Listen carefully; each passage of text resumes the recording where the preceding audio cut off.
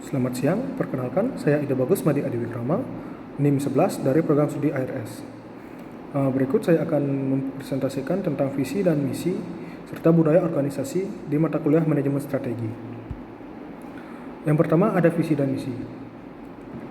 Visi merupakan gambaran tentang masa depan atau future yang realistik dan ingin diwujudkan dalam kurun waktu tertentu. Misi merupakan tindakan atau upaya untuk mewujudkan visi.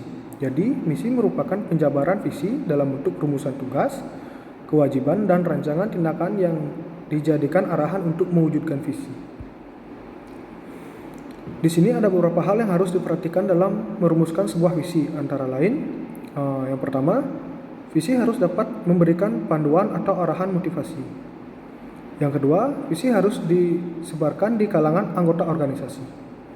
Yang ketiga, visi harus digunakan untuk menyebarluaskan keputusan dan tindakan organisasi yang penting.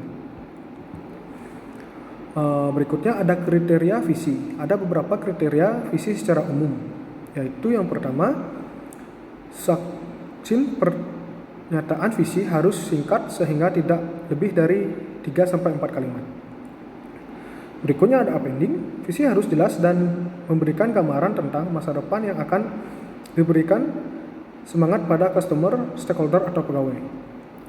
Berikutnya ada visible, yaitu visi yang baik harus dicapai dalam resource energi, waktu.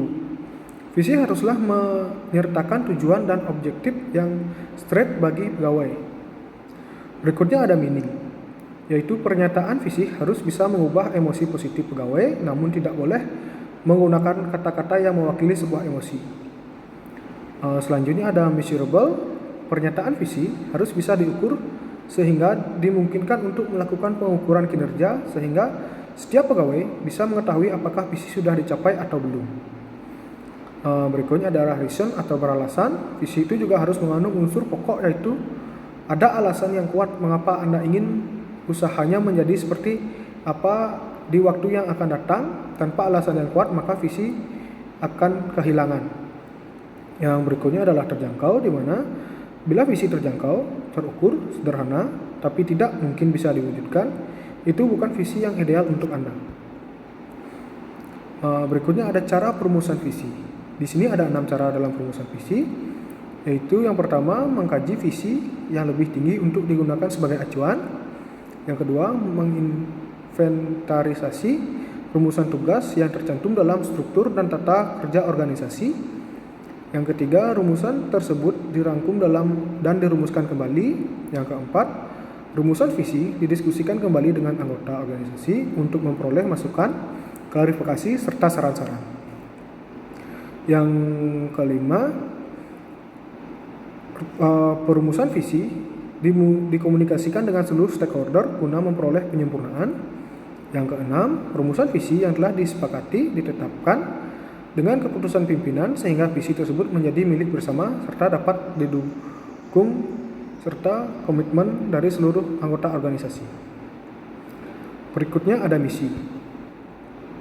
Ada beberapa kriteria dari misi, yaitu penjelasan tentang produk atau pelayanan yang ditawarkan yang sangat diperlukan oleh masyarakat, harus jelas, memiliki sasaran publik yang akan dilayani, kualitas produk dan pelayanan yang ditawarkan memiliki daya saing yang meyakinkan di masyarakat. Berikutnya, penjelasan aspirasi bisnis yang diinginkan pada masa mendatang juga bermanfaat untuk keuntungan di masyarakat dengan produk dan pelayanan yang tersedia. Berikut ada cara merumuskan misi, yaitu mereview atau meninjau kembali masalah yang dihadapi baik internal maupun eksternal dengan pendekatan analisis SWOT, itu strength, weakness, opportunities, dan threats. Yang berikutnya adalah melibatkan seluruh anggota organisasi untuk memberikan partisipasi atau sharing secara maksimal sesuai dengan kemampuannya. Di sini ada cara merumuskan misi, yaitu ada 3. Yang pertama, menumbuhkan sikap rasa memiliki, sense of belongingness, atau mengenai misi yang akan dirumuskan bersama.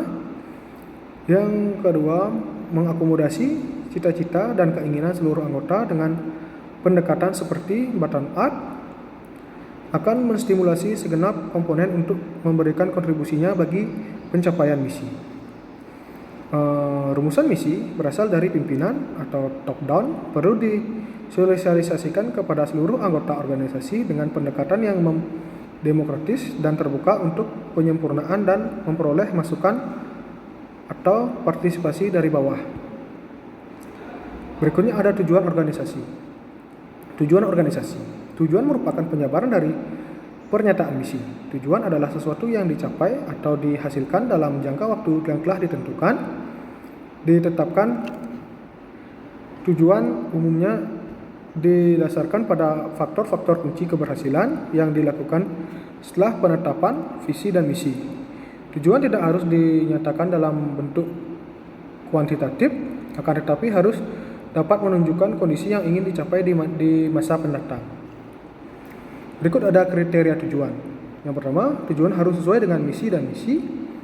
Tujuan harus menggunakan kalimat yang jelas, tidak membingungkan, dan tidak multi-interpretasi. Ketiga, tujuan harus terarah dan berfokus. Keempat, tujuan harus nyata dan dapat diwujudkan dalam artian realistik dan implementable. Dan yang terakhir, tujuan harus terukur derajat keberhasilannya. Alasan penting yang mendasari tercapainya tujuan, yaitu ada tujuan membantu mendefinisikan organisasi dalam lingkungannya.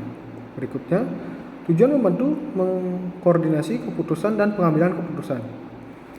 Selanjutnya, tujuan menyediakan norma atau menilai pelaksanaan prestasi organisasi. Dan yang terakhir, tujuan merupakan sasaran yang lebih nyata daripada pernyataan visi dan misi.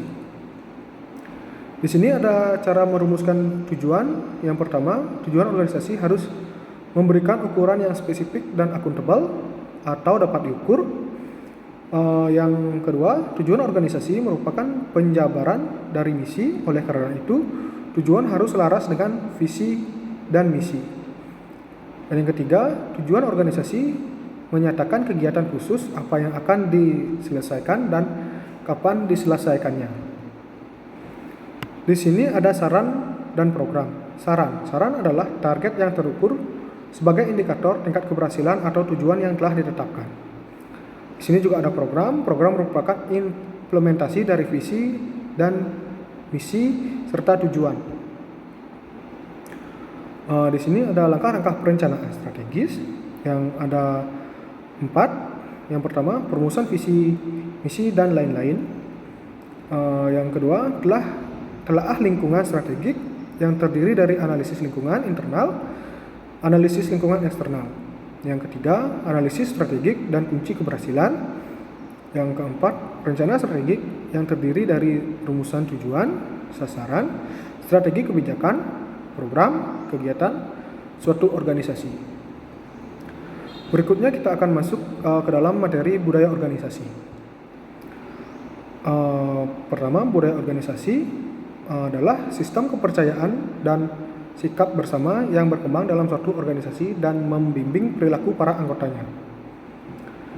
Di sini ada sumber utama budaya organisasi, itu ada 6 poin. Yang poin pertama, budaya masyarakat atau budaya nasional.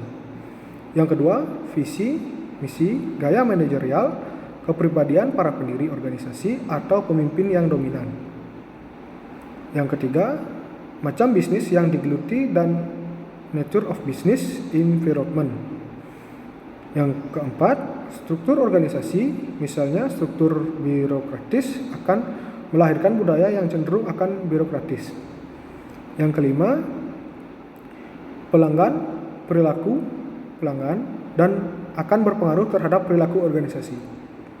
Dan yang terakhir, tradisi warisan organisasi yang tercermin dalam nilai. Berikut ada tingkat budaya organisasi, itu ada 3, budaya organisasi yang tampak atau visible, cara berpakaian, simbol-simbol fisik, pernyataan, seremonial, dan tata ruang kantor. Yang poin kedua, budaya organisasi yang tidak tampak, yaitu seperti disiplin dan makna prestasi. Dan yang ketiga, keyakinan yang paling dalam atau asumsi-asumsi yang tersembunyi. Adanya keyakinan bahwa atasan tidak pernah salah, anak buah selalu salah, konsumen adalah raja. Berikutnya ada fungsi utama organisasi. Ada dua fungsi utama dalam budaya organisasi, yaitu sebagai integrasi internal. Budaya organisasi berfungsi sebagai pemersatu setiap komponen di internal organisasi. Yang kedua, sebagai proses adaptasi eksternal. Budaya organisasi berfungsi sebagai sarana untuk menyesuaikan diri dengan lingkungan luar organisasi. Berikut ada 4 fungsi budaya organisasi secara internal. Yang pertama, memberikan identitas organisasi kepada karyawannya. Yang kedua, memudahkan komitmen kolektif. Yang ketiga, mendukung stabilitas sistem hubungan sosial antar personal. Dan yang keempat, memudahkan karyawan memahami tujuan organisasi. Sifat budaya organisasi, yaitu ada adaptif dan tidak adaptif. Budaya organisasi yang mampu menyesuaikan dengan lingkungan luar organisasi. Kebanyakan manajer sangat peduli akan pelanggan, pemegang saham, dan pegawainya. Adapun yang tidak adaptif yaitu budaya organisasi yang tidak mau menyesuaikan dengan lingkungan luar organisasi. Kebanyakan manajer memperdulikan utama diri mereka sendiri, kelompok kerja terdekat mereka, atau beberapa produk atau teknologi yang berhubungan dengan kelompok kerja tersebut. Berikutnya ada kultur budaya organisasi dan dampak budaya organisasi. Kultur budaya organisasi adalah organisasi harus membantu karyawan untuk beradaptasi dengan kulturnya. Proses ini disebut sosialisasi. Kultur ditransmisikan ke karyawan melalui penceritaan, kisah, ritual, simbol-simbol, material, dan bahasa. Berikutnya ada dampak budaya organisasi, yaitu karyawan membentuk persepsi subjektif yang utuh tentang organisasi berdasarkan faktor-faktor objektif seperti tingkat toleransi terhadap risiko, penekanan pada tim, dan dukungan orang. Sekian presentasi terkait dengan materi visi misi dan budaya organisasi. Saya Adi Wikrama, terima kasih.